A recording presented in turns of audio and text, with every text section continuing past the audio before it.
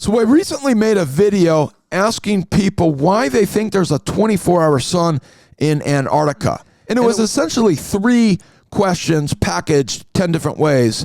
And coincidentally, I got 3 answers, which were essentially the globe model supports a 24-hour sun.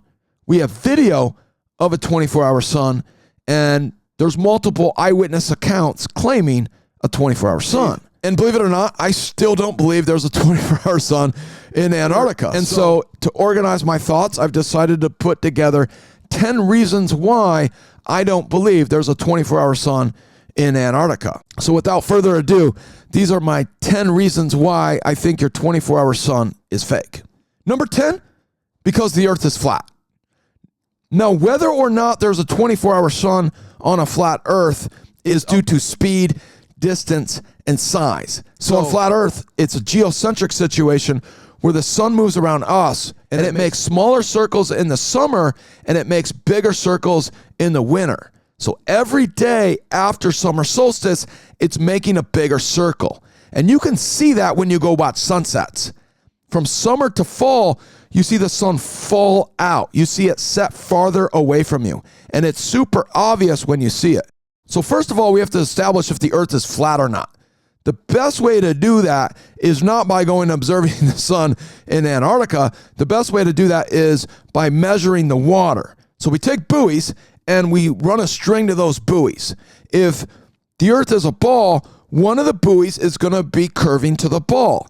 And then our string is going to be slanted because the buoy is lower. And then if you take your level under that string, you're going to have to dip your level because the buoy's curving to the ball. Well, that would take 3 miles of rope. That would take a flatbed truck, probably a forklift, and 3 levels. Not the easiest thing to do, but a good way to picture what flat earthers are saying. Hey, I don't believe the Earth is those space pictures because when I look at water, I think that's what's going to happen if you go measure it that way. You could come up with a percentage of your slope of your water, and you're gonna need to get your 8 inches per mile squared. Now, flat earthers are saying you're gonna get 0. So then it becomes a situation where people don't want to do that. They don't want to go measure the water. So now they want to go observe the sun. You have a 24-hour sun in the north, so you're gonna have a 24-hour sun in the south. So they say there is, but it doesn't seem like there is. So is it possible on a flat Earth? Yes, but it's not probable. We have a July 8th sun where the whole Earth is lit up all at the same time. Now that's impossible on a ball. So on a flat Earth, you have a 24-hour sun in the north. Do you have a 24-hour sun in the south? Well, we don't know because every time we show these sunsets, they say, well, you got to go deeper. You got to go deeper. Well, okay. Well, how deep do you have to go? So number 9 is if there isn't a 24-hour sun in Argentina, then there probably isn't one the deeper you go. So there isn't one in Argentina, which makes me think there isn't going to be one the further you go out on the Richard E. Byrd ice wall. And number 8 is further to that point, the angle of the sun doesn't support a 24-hour sun. So in the north, the sun is high in the sky. In the south, the sun is low on the horizon. It's way out from you. And you can see that in the winter here, and you can just imagine being there. And yes, it's closer to you, but then come 3, 4, 5, 6 o'clock, it's way out in the horizon, and that doesn't support a 24-hour sun. Is it possible for it to peak over the horizon?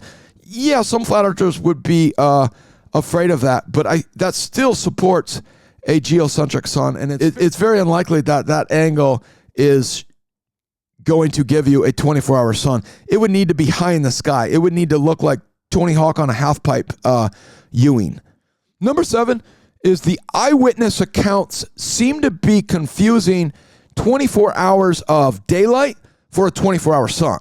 So you'll hear people on their Antarctic trip going, oh, it's so light outside, it's so light outside. Now, that's fine. That has nothing to do with whether or not the sun's in the sky or not. And they seem to want a 24-hour sun because their globe model needs one. And there just doesn't seem to be any proof that the sun is in the sky, which makes me think they're just confusing a daylight for a non-sunset. There's been about 23 hours of sunlight here. It seems like that anyway. And number 6 is further to that point. Their spirit wants a 24-hour sun for a ball. So this is hard for people that believe the earth is a ball to understand, but they're connected to the universe like I was connected to the Chicago Bulls as a kid. So when I was a kid, man, I was the biggest Bulls fan. And if you would have told me that Michael Jordan was getting special treatment from the refs, I would have said, you're crazy. No, that's not true. He did push Brian Russell, guys. He did do that. I couldn't admit that. I couldn't admit that for years. And that was really hard for me to process. I didn't want to believe that Michael Jordan was getting special treatment. That was my team. My spirit was connected to it. And that's what you Globers are doing. You're spiritually connected to the universe, and you can't understand that they're just confusing daylight for a 24-hour sun. There's no proof that that sun's still in the sky. Number 5, if there were a 24-hour sun somewhere in this world in the wintertime, Paulie D and the boys would go GTL down there. The sun gazers of this world would travel there and chase the sun. That's what people do with the sun. They go down to Florida during the winter because it's sunny down there. It's the sunshine state. Antarctica is not known for its sun. Antarctica is known for its lack of sun, and that's why there's so much ice down there. And number 4 is more to that point. It's just too cold there. So in the north, it can get 60, 70. There's even reports of it being 80 degrees in the summertime near the North Pole. In the south, it's complete opposite, guys. It's 0 to 70 below in Antarctica in their summer. And that's because the sun just isn't there.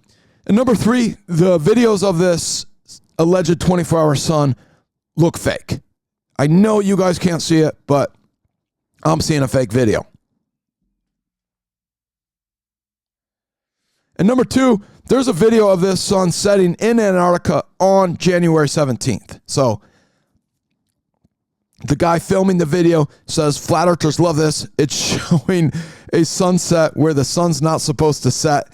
And yeah, it's a midnight sun, but that sun sure set. And it set somewhere it's not supposed to.